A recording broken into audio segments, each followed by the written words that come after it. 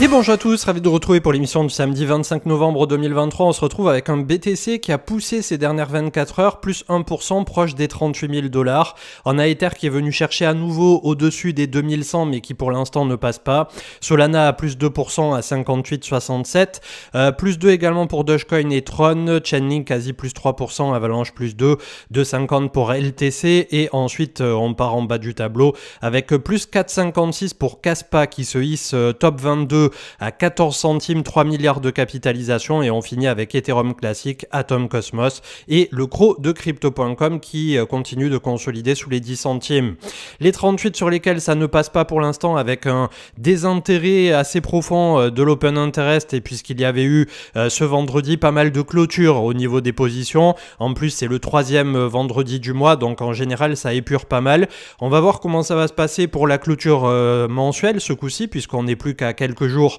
une petite semaine on va dire de la clôture du mois de novembre, et ensuite le mois de décembre qui pour le marché crypto a tendance à être tout aussi volatile, mais parfois un peu plus casse-gueule si je puis dire. Le Crypto Fear and Greed 73 dans le grid, mais on n'est toujours pas dans l'extrême euphorie, et les autres métriques qui sont toujours un peu perdues, tandis que la map de liquidité, comme vous le savez, ça bloque à compter de 38,4 au nord, et en bas il faudrait revoir basiquement autour des 32 voire en dessous des 32. Le fil Twitter avec LayerGG qui nous faisait le récapitulatif sur les dernières 12 heures. Donc le GBTC notamment de Grayscale qui est plus qu'à moins 8%. Historiquement, il était descendu quasi à moins 50 au moment où Ark Invest et d'autres étaient en train de l'acheter. Donc vraiment une très belle nouvelle. Et on verra s'ils arrivent à le faire convertir à la fin en ETF spot. C'est surtout ça qui est visé finalement par tous ceux qui ont acheté du GBTC à moins 50 et qui déjà sont très largement en gain. Donc on va voir ce que ça va donner. On a DYDX qui activera le Trading Award pour 6 mois avec une incentive programme. C'est un peu ce qu'il y avait également en ce moment du côté de Atom avec un H pour la Galaxy Multiverse X. Fraxshare, on avait Joe, on a RLC iExec qui lance un algorithme qui est à 90% complet, Sushi, ZKS, donc et pas mal d'autres choses. Je vous invite à le consulter un peu plus dans le détail pour ceux que ça intéresse. Les 38K qui font barrage, puisque pour The Rational Root, c'est la déviation du STH Cost Basis qui lui se trouve juste au-dessus de 30. Donc clairement, si on avait un retracement majeur actuellement, je suppose que dans un premier temps, on aurait 35 et ensuite 30-32, à voir comment ça pourra évoluer. On a l'action de Coinbase qui est à son plus haut depuis mai 2022, autour de 116 $. On verra ça juste ensuite au niveau de l'analyse technique, donc ça fait plaisir, c'est en train de se retourner. Un membre de la communauté qui s'est fait SimSwap, donc attention à vous de ne pas mettre le même numéro partout, le même mail partout et parfois le même mot de passe partout, notamment sur les gestionnaires de mots de passe, sinon vous créez une faille de vulnérabilité critique, un vecteur d'attaque, une défaillance où il faudra un seul point d'entrée à votre attaquant pour malheureusement avoir accès à tout. Donc clairement, ça peut arriver en France, c'est assez rare, en général c'est plutôt aux États-Unis, et c'est le fait, le SimSwap, pour le décrire simplement, d'avoir un contact avec l'opérateur, potentiellement de se faire passer pour vous si la personne a eu accès à une quelconque pièce d'identité ou quoi que ce soit, mais plutôt par ruse auprès d'un opérateur ou d'une personne qui est mal formée peut-être, ou d'un débutant ou que sais-je, qui ne connaît pas les bonnes pratiques. Tout peut arriver au niveau de ce genre de ruse, et on voit qu'elles sont de plus en plus efficaces et de plus en plus élaborées. Et là, cette personne donc décrit ce qui s'est passé derrière, avec d'un seul coup la coupure du réseau sur son téléphone. Il n'avait plus accès à ses mails, il n'avait plus accès au gestionnaire de mots de passe, et tout s'est fait ensuite rapidement. Il a pu retomber sur ses pattes en moins d'une heure de temps. Il s'est aperçu de ce qui était en train d'arriver et couper un peu le feu en direct, mais voilà, ça peut être des moments qui sont dramatiques, et aux États-Unis il y a des personnes comme ça qui ont perdu des millions en crypto. Donc faites attention, comme on dit souvent, à votre hygiène numérique, et prenez le temps, comme l'ont dit des personnes dans les commentaires peut-être, d'essayer de vous rapprocher de vos opérateurs en France pour faire en sorte de mettre en place des mesures préventives, que personne ne puisse changer votre SIM à votre place, qu'il faille vous déplacer physiquement dans une boutique pour le faire, ou ce genre de choses. Et c'est vrai que ça peut permettre aussi de ralentir un peu ce niveau d'attaque. Pas besoin d'investir en crypto pour devenir millionnaire, c'était historique. Vids qui mettait en avant qu'un utilisateur américain ou canadien du moins avait chopé la carte Magic avec l'anneau unique, donc ça valait plus de 2 millions au moment où il a fait grader, et il a eu un 9 sur 10, et ça a été vendu dû au chanteur-rappeur, je sais pas exactement ce qu'il fait, je connais pas tout le monde, vous m'en voudrez pas, Post Malone, il y a quelques mois, qu'il a acheté pour la modique somme de 2,6 millions de dollars. Waltuo, 47 pays internationaux, y compris la France, adoptent la norme CARF, c'est le fisc français qui sera automatiquement informé de vos activités crypto réalisées hors de ses frontières. Donc ça sera mis en place, si je dis pas de bêtises, à compter de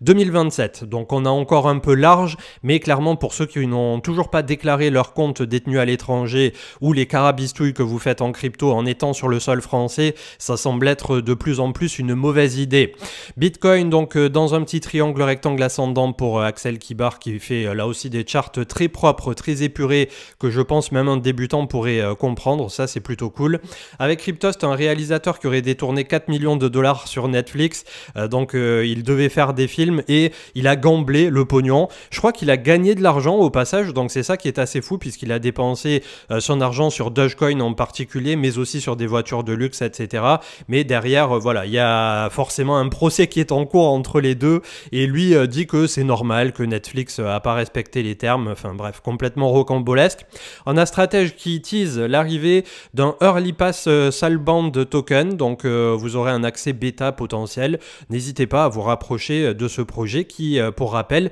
a pour CEO notre bon vieux Manu. Donc j'espère pouvoir vous en parler début 2024 un peu plus dans le détail, mais pour l'instant, on va un pas devant l'autre avec leur propre communication. Coins.fr avec Binance qui va lister le token de la marketplace NFT Blur, le cours du Blur qui s'est fortement apprécié dans la foulée. Le prix du BTC le jour de Thanksgiving avec Watcher Guru, en 2010 on était à 28 centimes, 2011 $2,50, 2012 $12,50, 2013 813 $, 2014 bear market et 2015 376, 328, 2016 739, 2017 le bull run 8771, 2018 bear market 4000, 2019 7150, 2020 18 764, 2021 proche de 59 000 $, on n'était pas très loin du top, 2022 16 353, quasi le point bas, et en fin de 2023 37 000 $.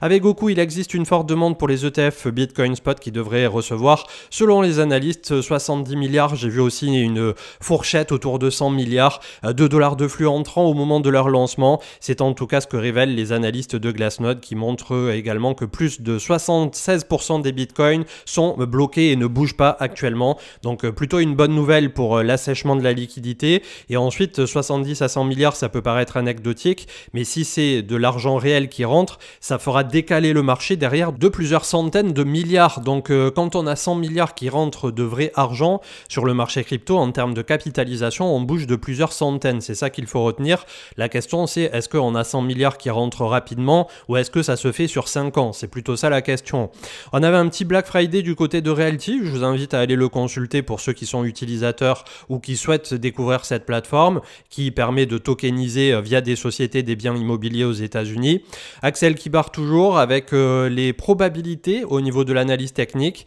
et c'est le triangle ascendant rectangle qui a été avec un success rate assez important et 21 occurrences en 2023 et 14 qui ont atteint l'objectif. Les triangles basiques dans tous les cas sont souvent les contractions qui se présentent le plus selon lui avec 25 occurrences et 36 réalisées et Cup Handle, la fameuse tasse séance, 16 et 8 réalisées, donc en fait on a à peine un 50% de réalisation positive sur l'état séance, en tout cas sur ces observations. Le Atom, donc pas Atom Cosmos malheureusement pour beaucoup qui l'attendent, mais le Atom de la galaxie Multivers X qui nous imprime pas loin d'un 1000%, d'ailleurs il a dû les faire puisqu'on avait dépassé les 3 $. Clairement après une bougie comme ça, c'est pas le moment de se ruer sur ce genre d'actifs qui sont encore à faible liquidité et faiblement capitalisés, bien que après 1 x 10 ça devient un peu moins vrai, mais voilà, personnellement j'avais investi en amont sur Atom,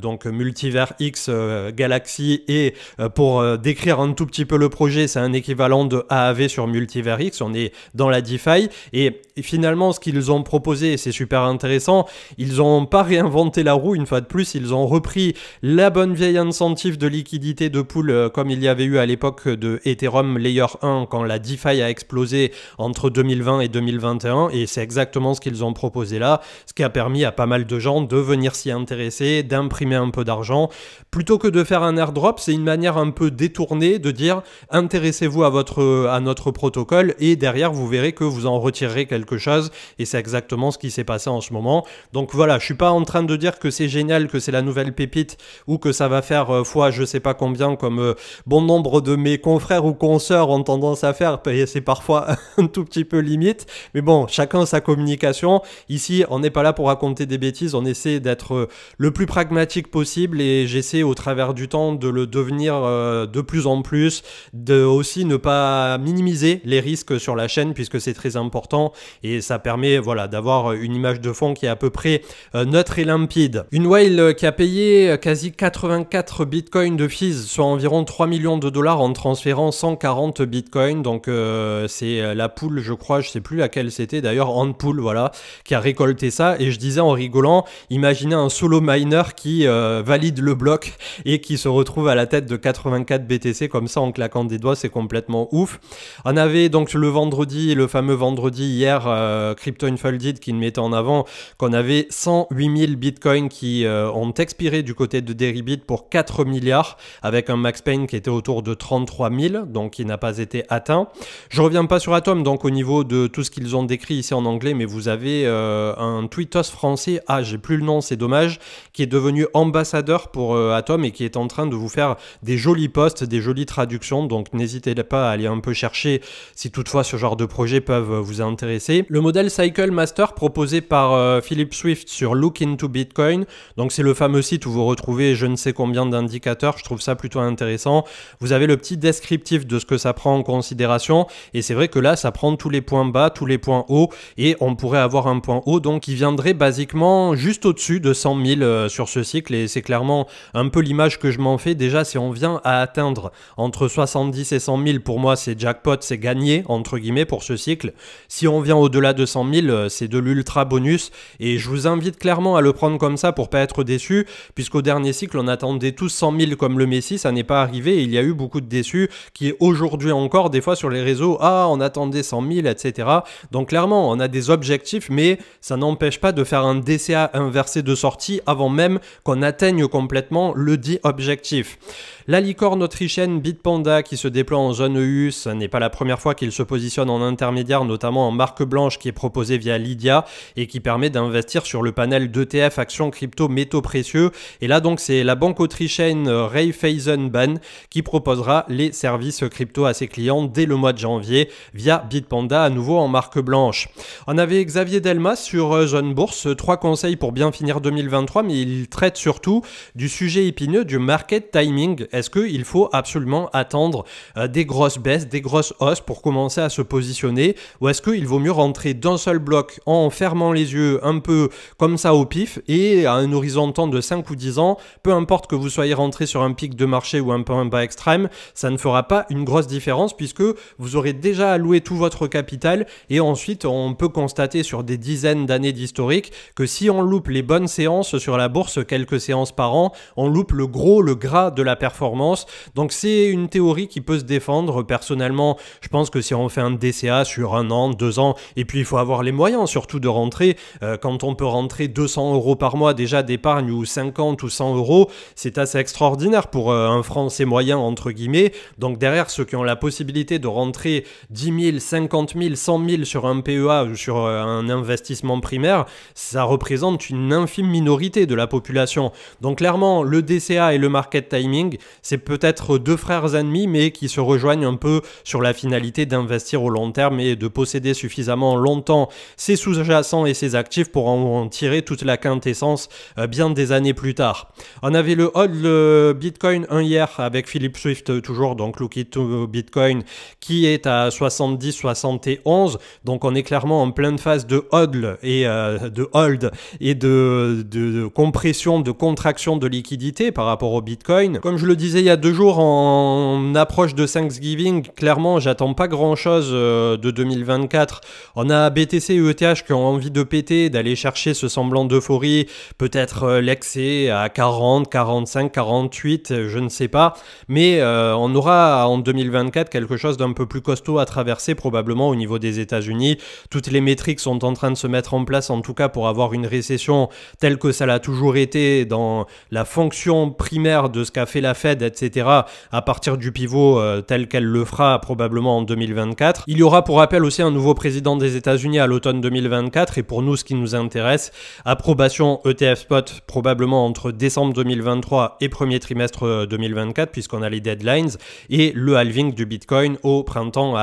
mi-avril 2024. Donc ça fait beaucoup de choses. Je pense que le marché crypto peut tirer son épingle du jeu, mais je pense aussi qu'on aura quelque chose un peu comme le mettait ici en avant Crypto Yoda en 2 fois, avec peut-être un pump dans un premier temps autour de 45-48 000 $, un retour autour de 30, 32, 35, et ensuite on pourra lancer peut-être entre l'été et l'automne 2024 quelque chose d'un peu plus conséquent. Ceci étant dit, là il vous a partagé le cycle d'euphorie complet avec un Bitcoin qui viendrait chercher dans les 100 000 à partir de la contraction que nous sommes en train de faire, avec après le disbelief, le déni qu'on a traversé sur ce qu'ils appellent primairement le sucker rally, le premier rallye. On a le recovery possible, le hop, l'espoir, l'optimisme quand ça commence à bien pump, le belief, le thrill, l'euphorie, et ensuite ça s'effondre derrière exactement comme ça l'a toujours fait. Donc cette fois ne sera pas différente je pense, mais c'est plutôt dans le timing où ça va être assez complexe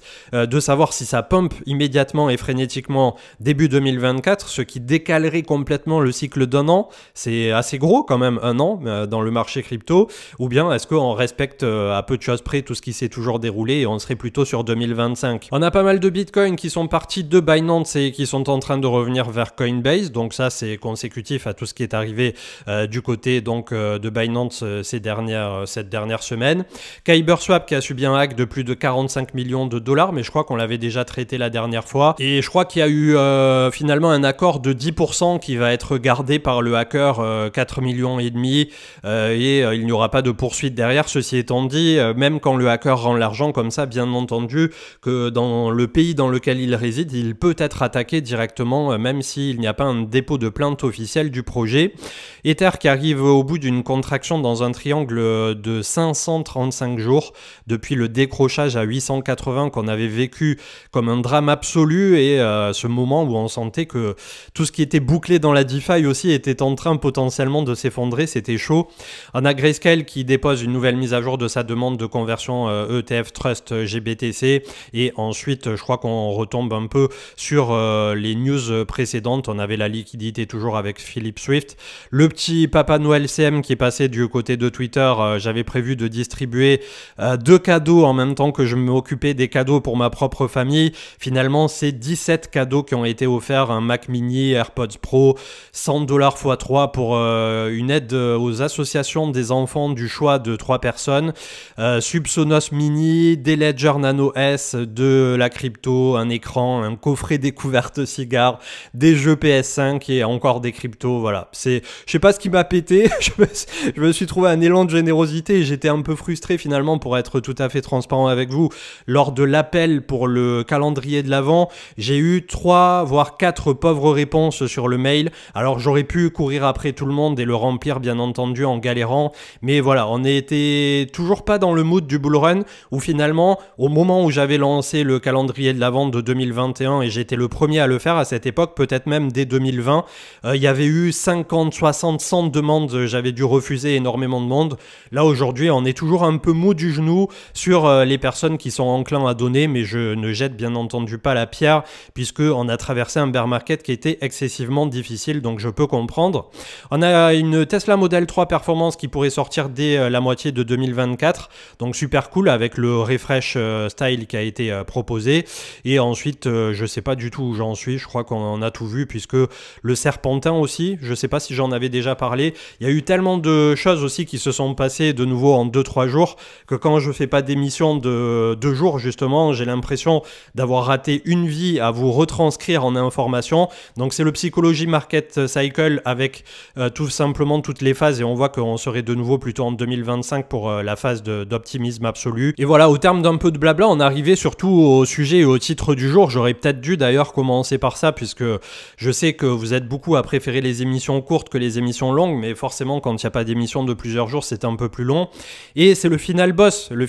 crypto qui pourrait arriver et qui serait plutôt tourné du côté des stablecoins, puisque effectivement, comme des personnes m'ont repris dans les commentaires, ça n'est pas frapper la monnaie quand on émet de l'USDC ou de l'USDT, c'est du dollar tokenisé et en plus ils achètent des bons au trésor avec, donc ça devrait plutôt être encourageant du côté des États-Unis. Mais ceci étant dit, quand on voit la manne financière que ça représente, ne vous inquiétez pas que c'était pas Binance qui était dans le viseur final, ça serait plutôt USDT dans un premier temps, puisque USDC via Circle, via Coinbase est déjà plus ou moins en odeur de sainteté aux États-Unis, mais je pense que même ça, USDC pourrait se faire attaquer, mais c'est surtout USDT qui est complètement privé, Tether qui a quand même une certaine opacité, bien que ces derniers mois, ces derniers trimestres, ils aient essayé d'aller de l'avant. Je pense que le gros du Nemesis qui pourrait nous tomber dessus, c'est ça. Et comme je le disais juste au-dessus, si un jour il me faut d'un seul coup convertir les stablecoins qui me restent en Bitcoin, puisque c'est ce qui s'apparenterait à l'or numérique et à l'actif le plus sécure à ce jour d'un point de vue fondamental et d'un point de vue spéculatif, clairement je finirai de basculer, peu importe le prix, si un jour il y a une attaque des États-Unis, mes stablecoins en Bitcoin et en premier en Bitcoin avant de ruisseler vers Ether ou vers d'autres choses. C'est ce que j'avais déjà fait au moment de l'USDC DPEG et ça en faisait rire beaucoup de se prendre moins 8% sur l'USDC. Malheureusement, pour ceux qui rigolaient, j'ai converti au moment où Bitcoin était à 20 000 et j'ai converti en Bitcoin et en Ether et un petit peu en Fiat. Donc globalement, ça a été le move quasi parfait, j'ai envie de dire, sur ce coup-là. Là, pour le coup, j'ai pas franchement envie à 38 000 de convertir immédiatement les stablecoins qu'il me reste, bien qu'à un horizon de temps suffisamment lointain, si on a en tête qu'on viendra ne serait-ce qu'à 70 000 l'ex-ATH du côté de Bitcoin, ça pourrait s'avérer au long cours quelque chose de pas si déconnant. Donc voilà, n'hésitez pas à me dire vraiment en commentaire dans la vidéo du jour ce que vous en pensez de ça, de l'attaque finale vers les stablecoins labellés dollars États-Unis. Je pense vraiment que c'est ce qui risque de faire que le marché crypto pourrait retracer un peu plus profondément et vu l'agressivité de cette attaque envers Binance, je pense qu'on n'est pas au bout de nos peines et de nos surprises. 1407 milliards, on est toujours en train de pousser depuis 6 semaines consécutives quand même sur le marché crypto. On a le 0,5 à 1482 si on regarde en logarithmique et en non logarithmique on est à 1006 ensuite pour venir chercher cette zone de polarité. 667 milliards pour le crypto total de Desalt qui va clôturer au-dessus de la moyenne mobile 50, donc on est désormais au-dessus de toutes les moyennes mobiles, ça c'est très positif. On va voir les alts qui pour l'instant n'ont fait qu'un simple rattrapage, et pour ceux qui en doutent, je vous invite à consulter la masterclass avec Bitcoin qui a fourni des charts qui sont bien plus parlants que les miens pour prouver que le ratio est tout juste en train de se retourner, mais qu'on n'a toujours pas vu une quelconque alt season. 416 milliards pour le crypto total excluant ETH et BTC, on est sous la moyenne mobile 50 ce coup-ci et sous le pivot des 420-425 milliards. 37 800 pour Bitcoin qui va faire de nouveau sa clôture la plus haute, 6 semaines de hausse consécutive également de ce côté-là. Attention, tôt ou tard, soit on vient chercher l'euphorie, l'extrême, soit on va commencer à retracer un peu plus conséquemment, puisque je pense que voilà, 6 semaines de hausse consécutive, c'est quand même quelque chose qu'on n'a pas vu depuis le bull run ici. On avait fait 1, 2, 3, 4, 5, 6, 7, 8, 9 avant de faire un retracement. Donc c'est des phases haussières qui sont on va dire assez rarissime pour le marché crypto. Pour autant, on a désormais de très beaux supports à venir tester, donc je ne me fais aucun souci si on venait à faire des retracements, comme on disait tout à l'heure, à 35, 32, voire 30 pour essayer de préserver toute cette phase haussière. L'extrême serait pour moi autour de 28 000 avec toutes les moyennes mobiles ici paquet, si vraiment on avait, comme je disais tout à l'heure, un peu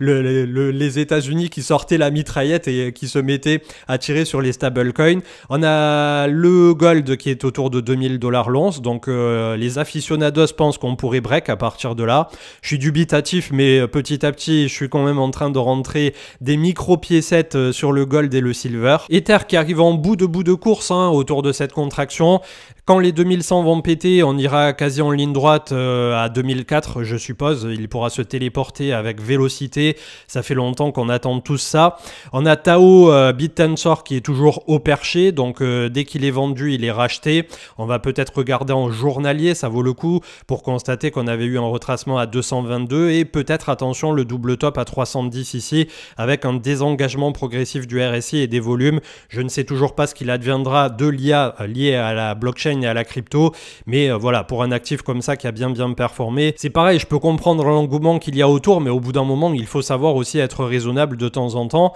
Le DXY, le dollar américain, qui est en train d'essayer de se raccrocher aux branches, non loin du gros support des 103 qui a été défendu pour l'instant, on est très bas en termes de RSI journalier. En hebdomadaire, on a toujours un potentiel downside assez prononcé, mais je pense que ça risque de ralentir un peu à ce niveau-là. Tandis que Coinbase a bien acté le breakout des 100 $. Par contre, on a une zone de polarité aussi autour de 115-116 ici, et c'est là où il est en train de bloquer. Donc on va voir comment ça va se matérialiser. Il faudra un peu plus de momentum aussi du côté du marché crypto pour l'aider lui aussi à faire son propre marchepied. Mais ceci étant dit, à partir du moment où ils ont été choisis pour les ETF spot, imaginons bien que dès lors qu'il y aura approbation, ça sera un peu le moon gratuit pour Coinbase, en tout cas je suppose. 52,54 pour la Bitcoin dominance, on pourrait revenir sur la médiane ici, ce qui permettrait d'avoir un peu d'air du côté des alts à 50,77 et sinon au plus bas 49, mais pour l'instant je crains que pour les 2 trimestres à venir, ou au moins le trimestre élargi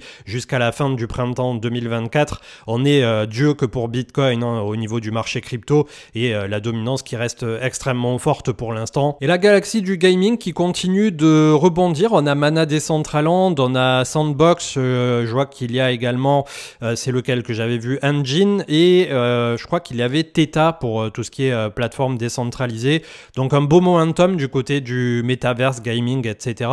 Et là c'est le GMT de Stephen, ça fait très longtemps qu'on n'était pas repassé dessus. Il a probablement fait son point bas désormais autour de 14 centimes. On a du volume qui rentre depuis quelques semaines. Donc personnellement, voilà, j'en ai plus grand chose. J'avais gardé quelques GMT, quelques Solana de l'époque de Stephen. On a une zone de polarité ici autour de 30 centimes et plus. On va voir s'il arrive enfin à renverser la polarité. Et ça fait longtemps que j'ai pas regardé un peu ce qu'il faisait du côté de Stephen, mais au niveau de l'entité globale. Mais je crois qu'ils ont lancé un nouveau projet ou un truc qui vient se greffer du moins à Stephen. Donc n'hésitez pas là aussi à me dire en commentaire ceux qui ont continué à marcher avec leurs chaussures et à qui ça a permis parfois de se remettre au sport. D'ailleurs, au passage, c'était plutôt un bon momentum hein, cette période quand bon, il y avait beaucoup de spéculation aussi autour qui a été complètement débridée, et c'était le premier trimestre, je crois, 2022, juste après la sortie du bull run fin 2021. Donc il y avait des résidus d'euphorie, si je puis dire, qui se sont catalysés du côté du projet Stephen, et on verra donc à l'avenir si on peut trouver des projets gamifiés qui viennent allier l'utile à l'agréable, la spéculation à la santé ou d'autres choses, puisque pour les personnes qui ont vu plus loin aussi que ce projet, je trouve qu'ils ont apporté un certain renouveau, un vent de fraîcheur au domaine qui plus tard, je suppose, lorsque ça sera proposé un jour peut-être par Nike, par Apple ou que sais-je, trouveront un vrai business model, un peu comme le faisait aussi le jeu Pokémon Go, où il y avait une vraie économie interne, beaucoup d'argent qui a été brassé, et finalement c'est un peu à la recherche de ça que la quête finale de tous ces projets qui n'arrivent pas à la fin à trouver une économie sustainable, comme ils disent, une économie qui se tient sur le long terme et qui malheureusement a tendance un peu à être trop spéculée et derrière s'effondrer immédiatement. En tout cas, je leur souhaite le meilleur, que ça soit au projet comme Stephen ou tous ceux qui se démèneront pour essayer de faire en sorte que les cas d'usage applicatifs comme ça transparaissent positivement dans la vie réelle, et on verra peut-être à un horizon de temps de quelques années supplémentaires de très belles choses apparaître. Je vous souhaite une excellente journée, un excellent samedi et début de week-end, et pour ma part je vous retrouve lundi. Ciao ciao.